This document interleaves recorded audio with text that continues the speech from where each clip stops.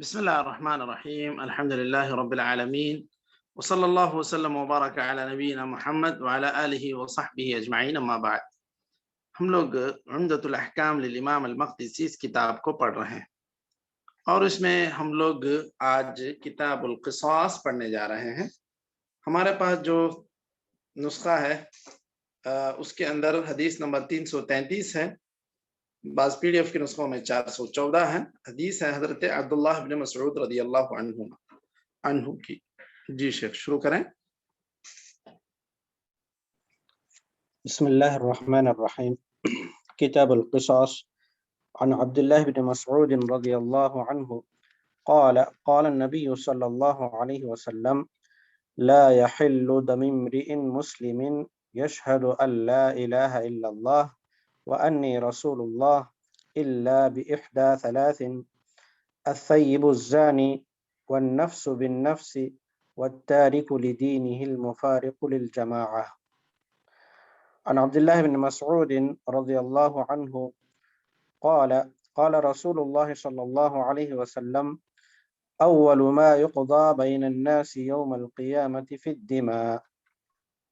عن سهل بن أبي حثمة رضي الله عنه قال: انطلق عبد الله بن سهل ومحيصة بن مسعود إلى خيبر وهي يومئذ صلح فتفرقا، فأتى محيصة إلى عبد الله بن سهل وهو يتشحت في دمه قتيلا فدفنه، ثم قدم المدينة، فانطلق عبد الرحمن بن سهل ومحيصة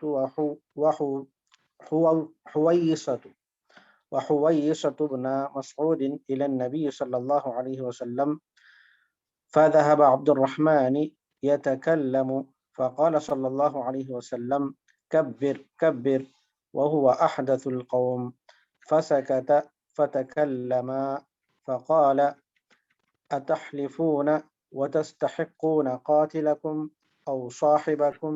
قالوا: وكيف نحلف ولم نشهد ولم نرى؟ قال: فتبرئكم يهود بأيمان 50 منهم. فقالوا: فتبرئكم يهود بأيمان 50 منهم. فقالوا: كيف نأخذ بأيمان قوم كفار؟ فعلقه النبي صلى الله عليه وسلم فعقله النبي صلى الله عليه وسلم من عنده. وفي حديث حماد بن زيد فقال رسول الله صلى الله عليه وسلم: يقسم 50 منكم على رجل منهم فيدفع برمته. قالوا: أمر لم نشهده، كيف نحلف؟ قال: فتبرئكم يهود بأيمان 50 منهم. قالوا: يا رسول الله، قوم كفار. فوداه شيخ جی فوداه رسول الله صلى الله عليه وسلم من قبله. وفي حديث سعيد بن عبيد فكره رسول الله صلى الله عليه وسلم أن يبطل دمه فوداه ب100 من إبل الصدقة. جی کافی ہے شیخ، اور پڑھیں؟ کافی ہے۔ بسم الله الرحمن الرحيم. الحمد لله رب العالمين، وصلى الله وسلم وبارك على نبينا محمد وعلى آله وصحبه أجمعين. أما بعد، ہم لوگ عمدۃ الاحکام للامام المقدسی اس کتاب کو پڑھ رہے ہیں، اور اس میں ہم لوگ کتاب القصاص پڑھ رہے ہیں۔ کتاب القصاص میں آج جو حدیث ہمارے پاس ہے وہ ہے حدیث نمبر 333۔ قبل اس کے کہ کتاب القصاص شروع ہو، قصاص کے معنی بدلے میں کسی کو قتل کرنا، یا بدلے میں جو چیز اس کی نقصان ہوئی ہے، مثلا کسی کی جان اگر چلی گئی ہے تو اس کے بدلے میں جان لینا، یہ قصاص ہے۔ اور سب سے پہلی بات اللہ تعالیٰ نے اور اللہ کے نبی صلی اللہ علیہ وسلم نے اس چیز کو ثابت کیا۔ قرآن کریم میں اللہ تعالیٰ نے کہا نفس بالنفس یا نفس بالنفس، اور اسی طرح سورہ بقرہ میں اللہ نے کہا کتب علیکم القصاص فی القتل، جو لوگ مار دیے جاتے ہیں ان کا خون کا بدلہ یا قصاص دلانا تم پر ضروری ہے۔ حدیث میں کیا ہے؟ لا يحل دم امرئ مسلم الا باحدى ثلاث، ابھی حدیث آ رہی ہے۔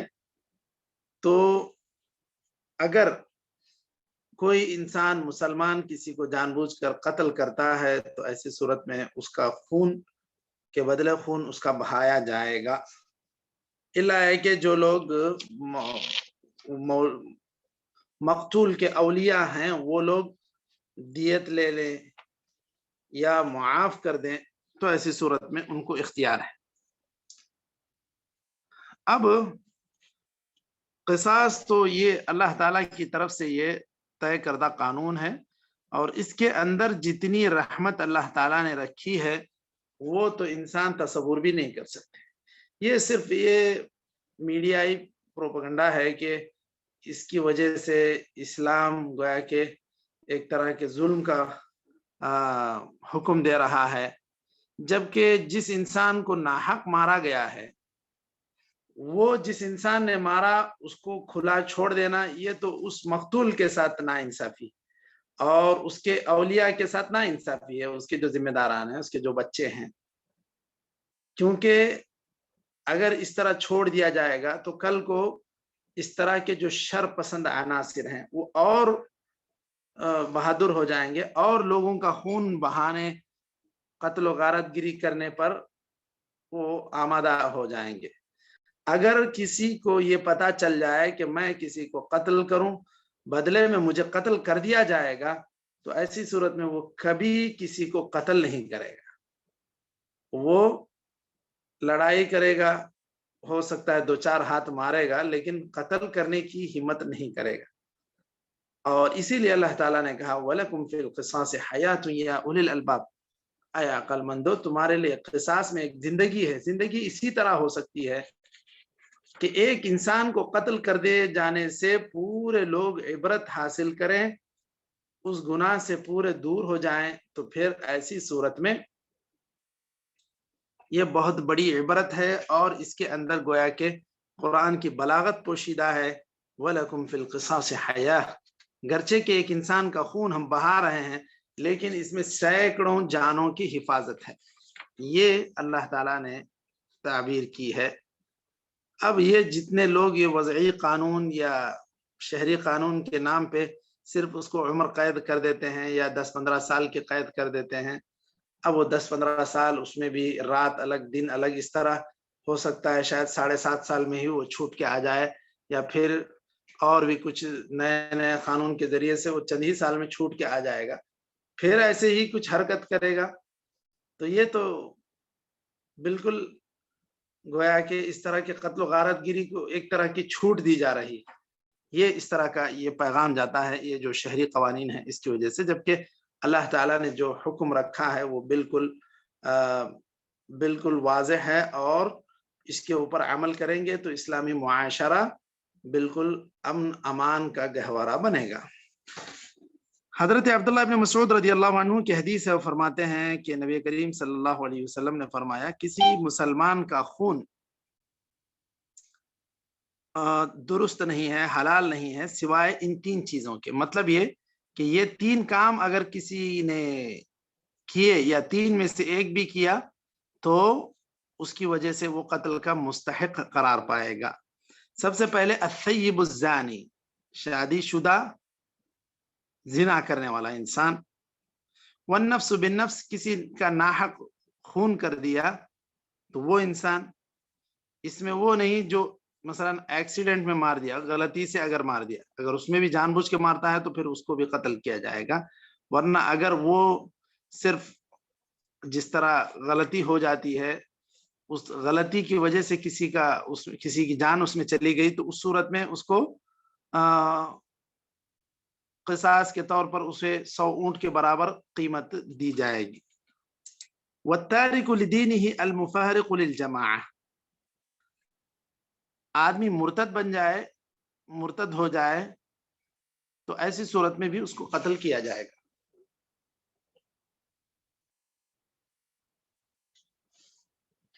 دیکھیے اب یہاں پر اس حدیث سے جو مسائل مستنبط ہوتے ہیں اس میں یہ بات پتہ چلتی ہے کہ اللہ تعالیٰ نے ہر مسلمان کا خون حرام قرار دیا ہے.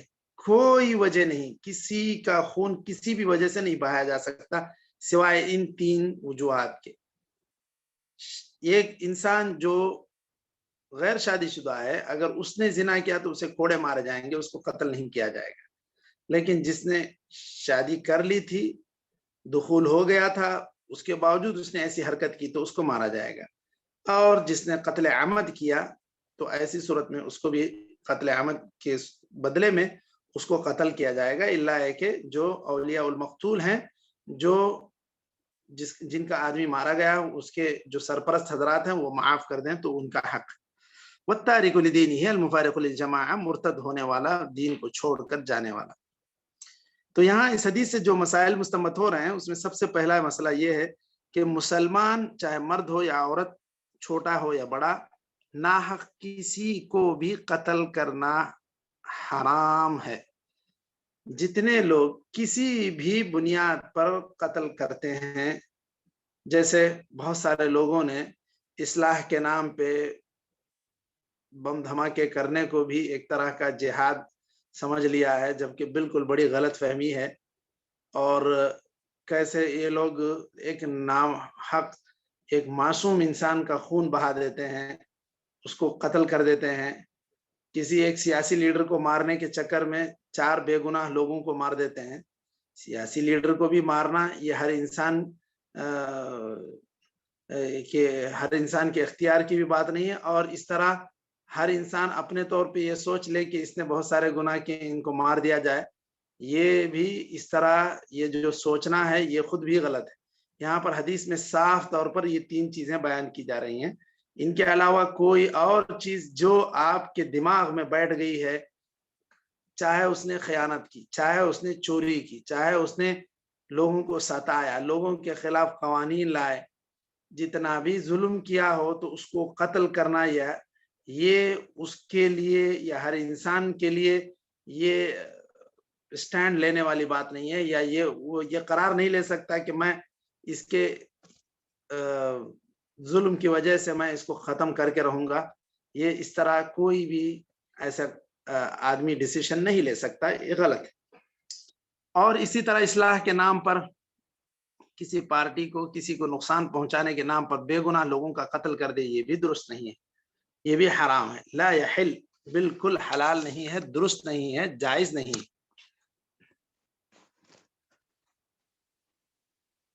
اس کے بعد جو آدمی بھی لا الہ الا اللہ کہتا ہے اور اس کے جو نواقض اسلام ہیں اس سے دور رہتا ہے تو پھر وہ انسان مسلمان ہے، اور اس کا خون، اس کا مال، اس کی عزت سب محترم ہیں. نواقض اسلام میں سے کسی کا مرتکب نہیں ہوا تو ایسی صورت میں وہ انسان بالکل معصوم الدم، معصوم المال ہے. اچھا، اگر آدمی مرتد ہو جاتا ہے، دین کو چھوڑ دیتا ہے، تو پھر اس صورت میں بھی اس کو قتل کر دیا جائے گا. اس میں یہ بات بتلائی گئی کہ یہ تینوں کے تینوں کام حرام ہیں. اس میں سے کوئی بھی ایک کام کر دے انسان تو اس کو یا تو کفر کی وجہ سے یا حد کی وجہ سے قتل کیا جائے گا. اس میں کفر کے کون سے کام ہیں اور حد کے کون سے کام ہیں مشائخ؟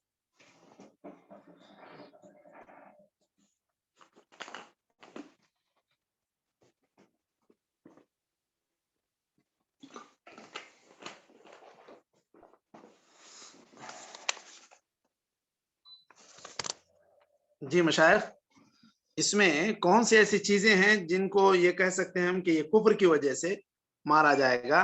کون سی ایسی چیزیں جن کو یہ سمجھا جائے کہ یہ حد کی وجہ سے؟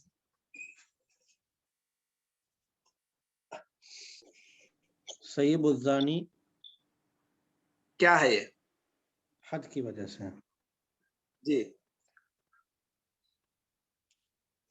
النفس اور حد بالنفس ہے شیخ، حد ہے. جی. دوسرا النفس بالنفس جی یہ بھی حد ہے. جی صحیح ہے. جی. اور تارک لدینہ ہے المفارق للجماعہ، جی یہ کفر. صحیح ہے. شیخ اس اب میں ایک کا ذکر نہیں ہے نا شیخ، ساحر کو بھی جو ہے نا قتل کرتے نا شیخ. تو اب وہ تاریک لدینہ میں آ جائے گا وہ، یا اچھا جی. وہ سارے شبہات اس کے دور کر دیے جائیں تو وہ ترک دین کا وہ سبب بنیں گے. وہ سارے چیزیں، کوئی استہزاء کرتا ہے اللہ کے رسول کا، اللہ کی کتاب کا، تو وہ خود بھی تاریک لدین. یہ سب ترک دین کے کام ہیں. یہ سب چاہے جادو کرنا، چاہے استہزاء باللہ والرسول وبالکتب، یہ ساری چیزوں کا استہزاء کرنا، یہ سب بھی نواقض اسلام کا مرتکب ہونے کے برابر ہے. تو ایسی صورت میں جو آدمی نواقض اسلام کا مرتکب ہوا تو پھر وہ انسان گویا کہ ترک دین کر دیا. واضح ہوئی مشائخ بات؟ ساحر پوچھ رہا تھا شیخ میں، جادوگر. سمجھ گیا میں. ساحر خود جو ہے، سحر کرنا کفر کرنا ہے. سحر کرنا کفر کرنا ہے.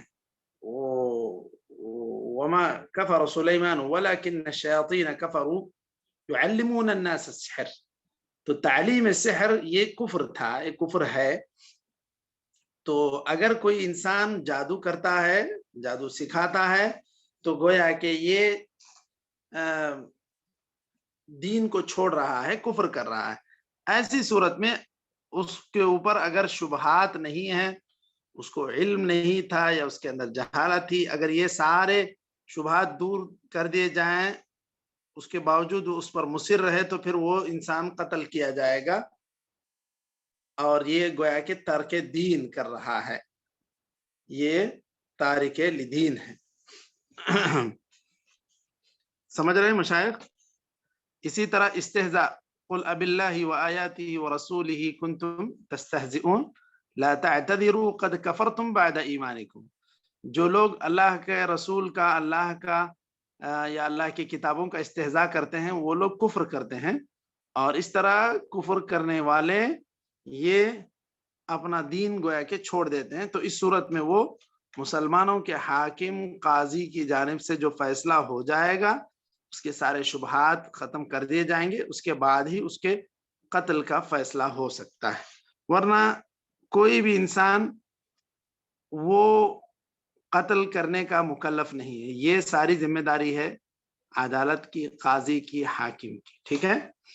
یہ ہر انسان جو اپنے طور پہ یہ سوچ لے کہ میں یہ کام کر کے گویا کہ ثواب پاؤں گا، تو یہ غلط کام. اس کے بعد یہاں پر اس حدیث میں ایک بات بعض لوگوں نے یہ کہی کہ اتنی چیزوں سے ہی انسان قتل کا مستحق ہوتا ہے. تو جن لوگوں نے کہا کہ تارک صلاح کو قتل نہیں کیا جائے گا، وہ لوگ کہتے ہیں کہ اس میں ہمیں دلیل ملتی ہے کہ ترک صلاح کی وجہ سے قتل نہیں کیا جائے گا. تو امام ابن قیم جواب دیتے ہیں بلکہ اس کے اندر دلیل ہے تارک صلاح کو قتل کرنے کی. وہ کہتے ہیں کہ جو آدمی تارک صلاح ہے وہ تارک دین ہے. وہ اس طرح مانتے ہیں امام ابن قیم کے تارک صلاح جو ہے وہ تارک دین ہے، اس بنیاد پر اس کو قتل کیا جائے گا. جبکہ بعض لوگوں نے اس سے استدلال یہ بھی کیا کہ ان تین چیزوں میں ہی کسی بھی انسان کا خون مباح ہوتا ہے، ورنہ اور کوئی وجہ نہیں ہے. تو اس اعتبار سے بعض لوگوں نے اس سے استدلال کیا کہ قاتل تارک صلاح کو قتل نہیں کیا جائے گا. جبکہ امام ابن قیم نے کہا کہ یہ حجت ہے تارک صلاح کو قتل کرنے کے لیے، کیونکہ اس نے بالکل دین ہی کو پوری طرح چھوڑ دیا جو آدمی نماز چھوڑ دیا. اچھا، اس کے بعد यहाँ पर जो حدیث ہم لوگوں نے دوسری حدیث پڑھی حضرت عبداللہ ابن مسعود رضی اللہ عنہ کی، قال رسول اللہ صلی اللہ علیہ وسلم اول ما يقضى بین الناس یوم القیامة فی الدماء، قیامت کے روز سب سے پہلے جن چیزوں کا فیصلہ ہوگا لوگوں کے درمیان وہ خون ہی کا فیصلہ ہوگا۔ جو اللہ تعالیٰ فیصلے شروع کرے گا لوگوں کے، تو وہاں سب سے پہلے جن لوگوں نے قتل کیا انہی کے فیصلے ہوں گے، گرچہ کہ دنیا میں بری ہو گئے تھے، کوئی اور ہیلا استعمال کر لیے تھے، لیکن وہاں انصاف کا معاملہ سب کے ساتھ ہوگا۔ قاتل جس نے ناحق قتل کیا اللہ تعالیٰ اس کو سزا دے گا، اور یا وہ جو اس کی مشیت ہے اس کے مطابق، اگر وہ جو مقتول ہے وہ اس کو اگر اللہ تعالیٰ راضی کر دے اس کے گناہوں کی مغفرت سے، تو پھر وہ معاملہ اللہ تعالیٰ کے حوالے ہے۔ یہاں ایک چیز اور ہے جو نبی کریم صلی اللہ علیہ وسلم نے فرمایا، اول ما يحاسب عنه العبد صلاته، کہ سب سے پہلے جس چیز کا حساب کتاب لیا جائے گا وہ صلاح ہے، نماز ہے۔ تو دونوں میں تطبیق کی کیا صورت ہو سکتی ہے مشائخ؟ ایک حدیث میں آپ وہ نے یہ کہا حقوق اللہ ہے، وہ حقوق العباد ہے شیخ۔ بالکل بالکل صحیح بات ہے جی۔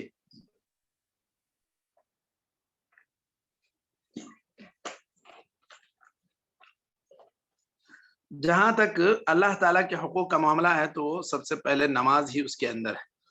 جب حقوق العباد کی بات آئے گی تو سب سے اہم چیز اس میں مال وال نہیں، سب سے پہلے دماء، خون ناحق جو قتل ہوئے ہیں ان کا فیصلہ ہوگا۔ اور اسی طرح اس حدیث سے یہ بات بھی معلوم ہوتی ہے کہ قضاء والوں کو یا عدلیہ کو جو ترجیح دینی چاہیے، پہلے خون کے جو معاملات ہیں اس کو لمبا نہیں کرنا چاہیے، مؤخر نہیں کرنا چاہیے، کیونکہ وہ بہت ہی اہم ہے۔ اس کے علاوہ جو دیگر معاملات ہیں وہ اہمیت میں اس سے کم ہے۔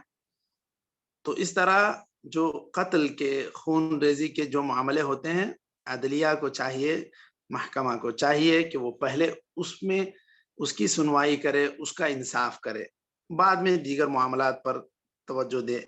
یہ ترجیح ہی پہلو ہے، کیونکہ خود اللہ رب العزت جب فیصلے کرے گا تو اس میں سب سے پہلے دماء ہی سے اللہ تعالیٰ شروع کرے گا۔ تو آج ان دو حدیثوں پر ہی ہم لوگ اکتفا کرتے ہیں۔ نکتفی بہذا القدر، وصلی اللہ وسلم وبارک علی نبینا محمد وعلی آلہ وصحبہ اجمعین۔ السلام علیکم ورحمۃ اللہ وبرکاتہ۔